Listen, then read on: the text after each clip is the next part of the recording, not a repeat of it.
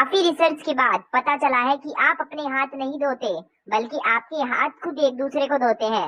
आप सिर्फ देखते रहते हैं कि क्या हो रहा है। तुम स्मार्टफोन क्यों नहीं खरीदती? अरे काहे का स्मार्ट? मतलब मैं तो स्मार्टफोन को उस दिन स्मार्ट मानूंगी जब मैं चिल्लाऊंगी कि हमाओ फोन कहाँ है, और फोन आवाज लगाएगा, ये है जिज्जी, हम खटिया के नीचे पड़े हैं।